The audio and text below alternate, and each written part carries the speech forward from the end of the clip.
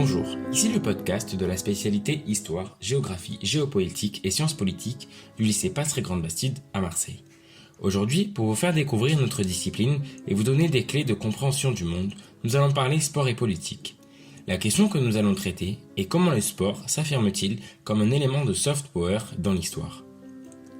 C'est avec l'exemple des Jeux Olympiques d'été de 1968 à Mexico, au Mexique, que l'on peut illustrer notre propos. Tout au long de ce podcast, nous allons voir de quelle manière les Jeux Olympiques de 1968 sont utilisés comme élément de soft power par la cause des droits civiques des Afro-Américains. Tout d'abord, définissons la notion de soft power. Celui-ci représente la capacité d'influence et de séduction par le jeu de la diplomatie, de la langue et de la culture qui permet de diffuser une image positive d'un État et de son mode de vie. C'est dans un contexte d'événements politiques et sociaux majeurs, aussi bien en France que dans le reste du monde, que débutent les Jeux Olympiques de 1968 à Mexico. En effet, en France, cette année-là, a lieu la crise de mai 1968, qui est caractérisée par un mouvement de nature à la fois sociale, politique et culturelle, se traduisant par des manifestations d'étudiants ainsi que des grèves. Par ailleurs, dans le reste du monde, d'autres événements politiques et sociaux marquent cette année-là. En effet, car le 4 avril 1968 a lieu l'assassinat de Martin Luther King et le 6 avril celui de Bob Kennedy. De plus, un conflit se déroule au Nigeria, des chars soviétiques entrent en République tchèque et la guerre du Vietnam atteint son apogée. Néanmoins, le massacre de Tlatelolco reste l'événement politique et social qui marque le plus le contexte de ces Jeux Olympiques. Cet épisode a lieu 10 jours avant la cérémonie d'ouverture des Jeux Olympiques, soit le 2 octobre 1968. Ce fait constitue l'assassinat de manifestants par l'armée mexicaine durant une manifestation aux contestations diverses. Cette tragédie n'empêche pas le lancement et le déroulement des Jeux Olympiques.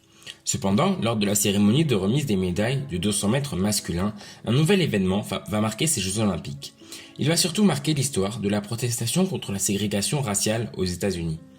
En effet, le racisme est un phénomène encore très présent aux États-Unis, à cette période-là. Certains noms sont devenus l'emblème des protestations contre cette ségrégation, tels que Martin Luther King, Malcolm X ou encore Nelson Mandela en ce qui concerne l'Afrique du Sud.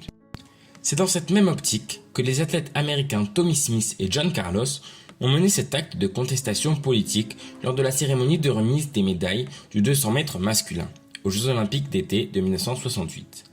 La veille, soit le 16 octobre 1968, Tommy Smith, athlète américain, remporte le 200 mètres masculin en battant le record du monde. L'athlète australien Peter Norman prend la deuxième place et l'américain John Carlos le bronze. Le lendemain a lieu la cérémonie de remise des médailles. Cependant, les deux athlètes américains se rendent sur le podium en chaussettes afin de symboliser la pauvreté des populations noires aux États-Unis. De plus, l'athlète américain Tommy Smith pose sur le podium sa paire de Puma pour rappeler que les Afro-Américains n'ont pas les moyens de s'offrir ce type de chaussures et portent un foulard noir autour du cou. L'athlète américain John Carlos décide quant à lui d'ouvrir la fermeture éclair de son uniforme de course en soutien aux travailleurs à col bleu et porte un collier de perles en mémoire des victimes enlevées de force et destinées à être exploitées aux Amériques durant la traite négrière. Les trois médaillés portent un badge de l'Olympic Project for Human Rights sur leur blouson, en symbole de lutte contre la ségrégation raciale aux États-Unis. À noter que Peter Norman soutient les deux sportifs, étant lui-même contre la politique de l'Australie blanche menée dans son pays à cette période-là.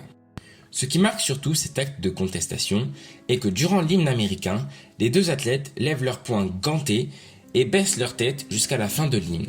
Cependant, leur acte a eu de nombreuses conséquences. Tout d'abord, dans une moindre mesure, ils sont hués par le public.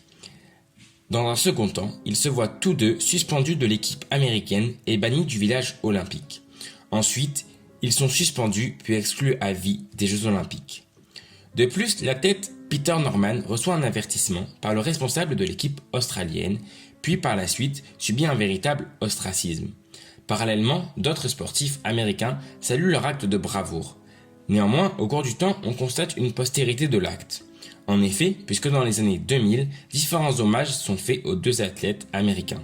Comme par exemple la récompense du prix de l'Arthur Ashe Courage Award en 2008, ou encore la réception à la Maison Blanche par le président Barack Obama en 2016.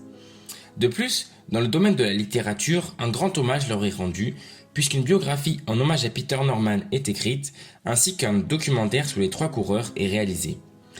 mais également différentes statues à leur effigie leur sont érigées, aussi bien aux États-Unis ou en Australie que dans le reste du monde, comme en Martinique. Je vous remercie de votre écoute et termine ce podcast avec la déclaration de John Carlos indiquant que nous avons compris, après 51 ans, que la plus grande invention n'était ni l'avion, ni la télévision, ni le téléphone, mais la gomme. Comprendre qu'on peut faire des erreurs dans la vie et qu'il ne doit pas y avoir de honte à les effacer. Je pense que le comité est arrivé à cette conclusion.